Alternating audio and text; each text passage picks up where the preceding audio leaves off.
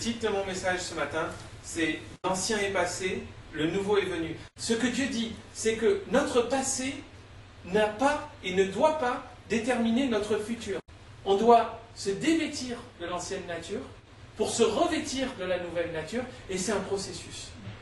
Mais si on reste vêtu des choses du passé, des choses anciennes, on est retenu par ces choses anciennes, parce que tant qu'on les porte, on ne peut pas accéder aux choses nouvelles. Et Dieu a quelque chose de nouveau qu'il veut faire.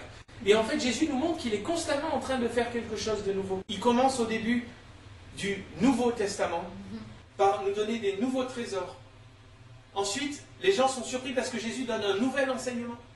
Dans l'esprit, il y a aussi une date de péremption pour certaines choses, pas pour la Bible, pas pour la parole de Dieu, pas pour les prophéties, mais pour certaines choses qu'on a pensées et qu'on a établies d'une certaine manière. Un temps pour toutes choses.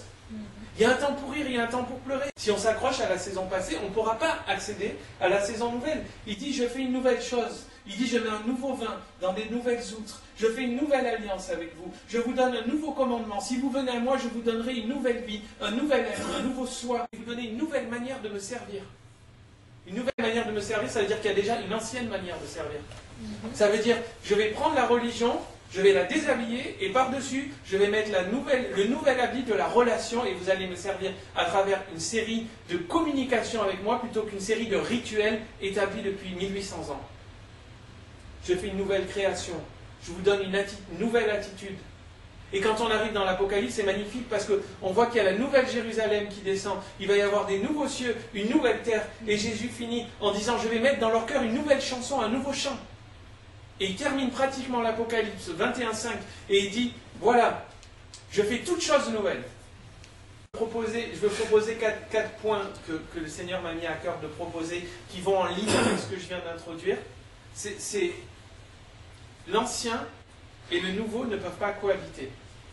C'est un principe spirituel, biblique, absolu, qui déclare que l'ancien et le nouveau ne peuvent pas cohabiter. Matthieu 6, 24. Au niveau de la seigneurie, au niveau du règne, dans notre être intérieur, Jésus dit, vous ne pouvez pas servir deux maîtres. Il y a plusieurs maîtres pour lesquels Jésus a une haine particulière. C'est le soi, self, le monde et le diable. Généralement, c'est les trois principaux rivaux sur le trône de notre cœur pour faire la compétition avec Jésus. Des rivaux qui vont essayer de s'imposer pour dire « c'est moi qui vais te dire quoi faire ». L'homme ne se dit jamais quoi faire. En soi, on ne sait pas. On a besoin d'un maître, on a besoin d'être soumis à quelqu'un. C'est soit Jésus, soit quelqu'un. On a toujours un Dieu. L'homme a été créé avec le besoin d'avoir un Dieu. Dieu est jaloux. Et l'Esprit de Dieu est aussi jaloux. Il a dit « je suis jaloux, je ne vous partagerai pas ». Lorsqu'Israël a adoré d'autres dieux, mais Dieu aussi, mais aussi d'autres dieux, il a dit « tu t'es prostitué ». Avant de servir Dieu, on n'était pas 100 maîtres. Avant de servir Dieu, on avait un maître.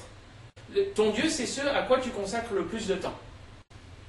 Le fait est que, avant de servir Dieu, avant de devenir chrétien, on avait d'autres maîtres, peu importe lesquels. Et que quand on devient serviteur de Jésus, il ne veut pas partager sa seigneurie avec quiconque. Et il faut que les choses anciennes, le maître ancien s'en aille pour que le maître nouveau puisse venir. Il n'y aura pas la plénitude de règne de Jésus dans notre vie tant qu'il y aura encore un peu du maître d'avant, de la chair, du monde, du diable, qui aura sa place sur la dernière marche du trône. L'important, c'est que pour que le nouveau vienne, il faut que l'ancien parte. Pour que la plénitude que Dieu a prévu de nous donner dans notre vie chrétienne prenne place, il faut que l'ancien maître, l'ancienne seigneurie, tout ce qui nous contrôlait avant s'en aille.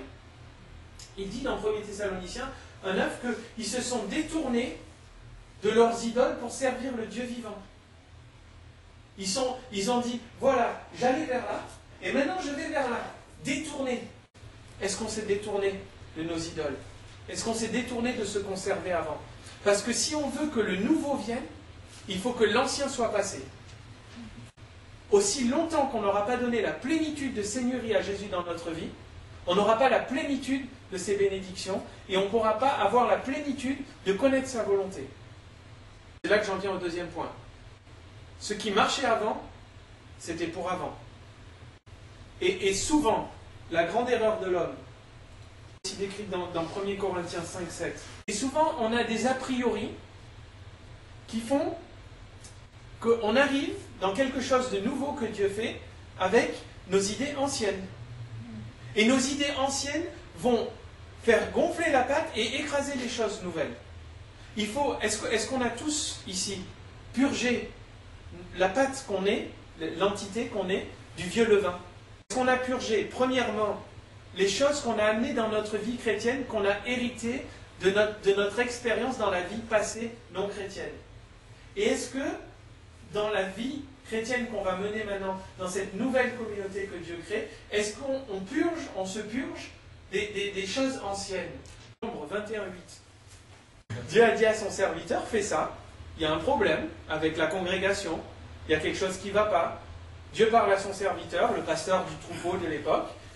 Le serviteur obéit à Dieu, il fait ce que Dieu lui a dit de faire, donc une œuvre, ici un serpent, et l'œuvre accomplit son cours, et la congrégation va mieux. Il y a des guérisons, par exemple. Plusieurs centaines d'années plus tard, le serpent qui aurait dû être jeté dans le désert pour être retrouvé par un jour des archéologues peut-être, était encore dans le temple, quelque part dans un coin du temple, et adoré, égal à Dieu.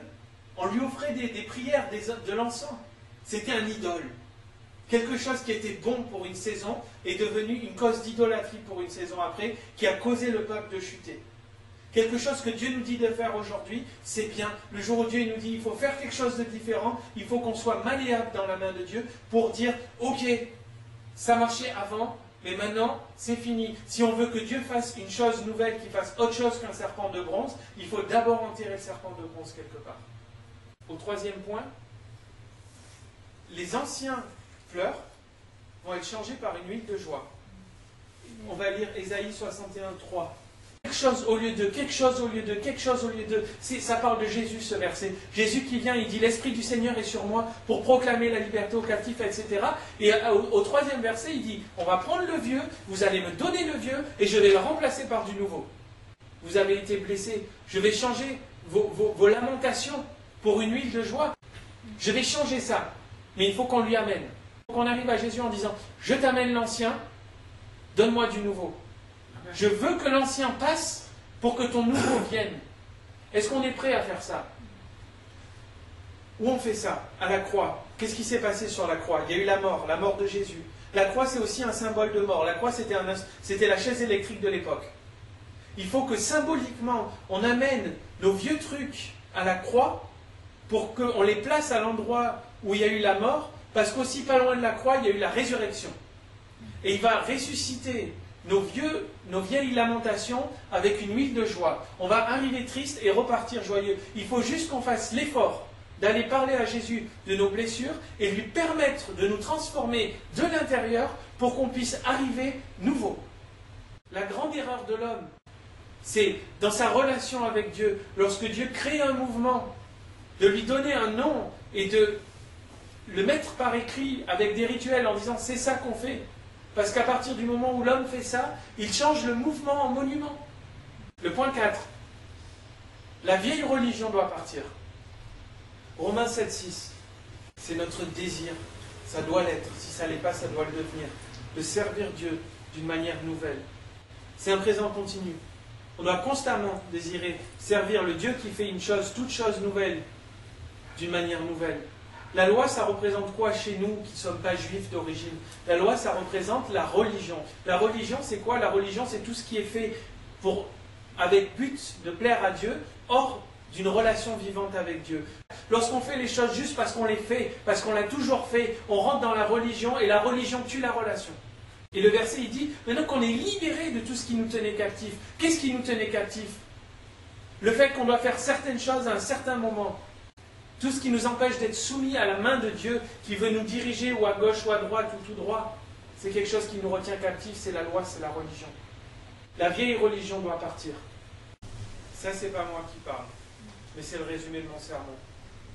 Oubliez les choses passées. Oubliez les choses passées. Ne les considérez plus. J'ai fait une chose nouvelle, ça va sortir, ne le reconnaîtrez-vous pas? Mon exhortation, c'est ça. Soyons renouvelés. Attendons-nous à l'improbable. Sortons de notre boîte religieuse.